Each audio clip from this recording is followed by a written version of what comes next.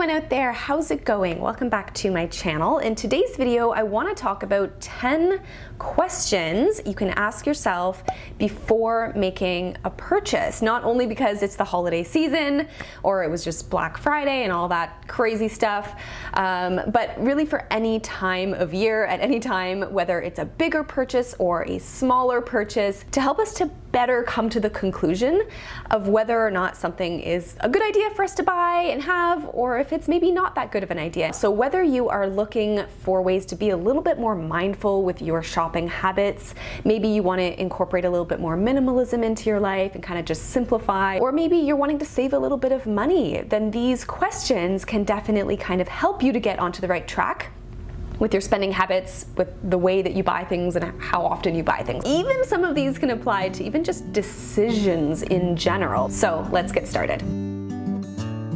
Question number one is, do I see myself getting long-term use out of this item? So really, you want to ask yourself, is this something that I'm going to be using time and time and time again? Like, am I going to get good use out of this? Or is this item going to likely end up as clutter? This is also a kind of a great question to ask ourselves when it comes to clothing purchases. Like, am I really going to make use of this and wear it more than just once? Question number two, how quickly will this item lose its luster or its excitement? You want to know if you're going to find lasting enjoyment out of this thing. It's really normal for a lot of things in life to be really exciting at first and then to kind of lose excitement over time. That's kind of fine. That happens with a lot of different things. But you do kind of want to ask yourself, do you tend to buy things because of that initial kind of tantalizing excitement, and then you kind of forget about it after a couple of days or a week, and you kind of find yourself in that cycle again and again and again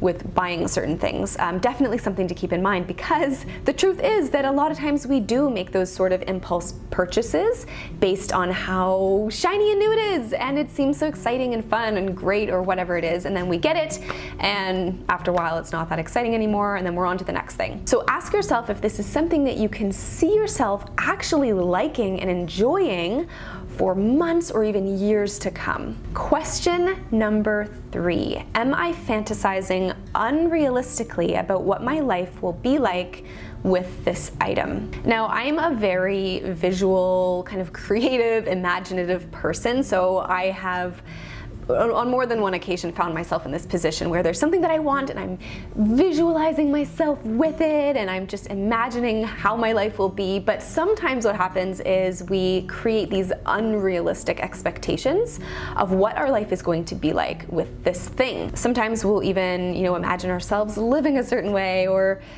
looking a certain way, whatever it is, and it's just not quite the way that it ends up actually being. So you just kind of want to be honest with yourself here and ask, am I being unrealistic about what it's going to be like if I have this thing in my life? Or maybe not. Maybe I'm being totally realistic and I know that it's going to be great. And if so, then that's awesome. Question number four, what is my motivation for wanting this? More specifically, what you can ask yourself is, am I only buying this because it's on sale, but I wouldn't otherwise, to appease someone else, to fit in, to look a certain way, to gain approval from others, or perhaps am I buying this because I'm really bored right now? You want to kind of know what your primary underlying reason is for wanting to buy something. This is what can help us to better realize what it is that we need or don't need in our lives, or even it can help us better understand if it's something that we even really want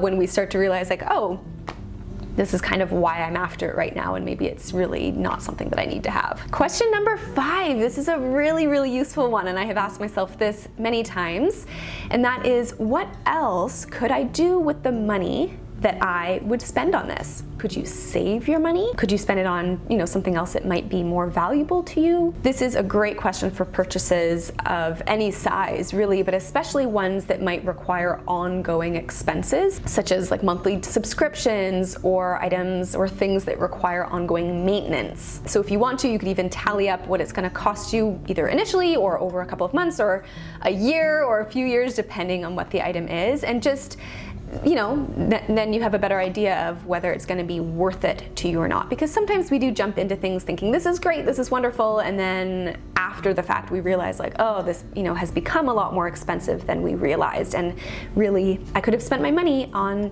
X, Y, or Z instead. Question number 6 is, can it wait? Now, I totally feel you guys out there who may be kind of impatient with things, because I definitely am. I'm often like, oh, like if there's something that I really want, I want it now. Like I feel like I gotta have it right away. But when we ask ourselves, really, can this wait? Can this wait a couple of months? Can it wait 6 months? Could it wait a year? Could it even wait a couple of years? This is a great way to help us to avoid impulse purchases. Can it wait? If not, great. But if it can, then it might be something that's better for you to do, to just wait for a better time, or maybe when you have a little bit more money. Also, in my experience, waiting for the best time makes it so much more rewarding. Question number 7, this one is sort of similar to the previous one on how we can avoid impulse purchases. And that is, if I put the item down, or the idea of having this thing, kind of put that idea aside for a little while, maybe a couple of days, will I still really want it? This kind of comes back to that really tantalizing excitement of, wanting something new when we first see it, or when we first learn about something, wanting it right away because it seems so exciting. But how often that can sort of subside and things lose their excitement after a little while. So if you just pause for a moment, come back to it after a day or two, maybe a few days, whatever it may be, and reassess. If it's still on your mind and you're still really thinking about it, you still really want it, then you can go back to it and kind of evaluate it then, or maybe you've completely forgotten about it. I've done this many times in my life where I put it down, leave it, and then I've completely forgotten about it, and I'm like, oh, okay, I didn't even need it. I don't even really care about it anymore. Question number 8.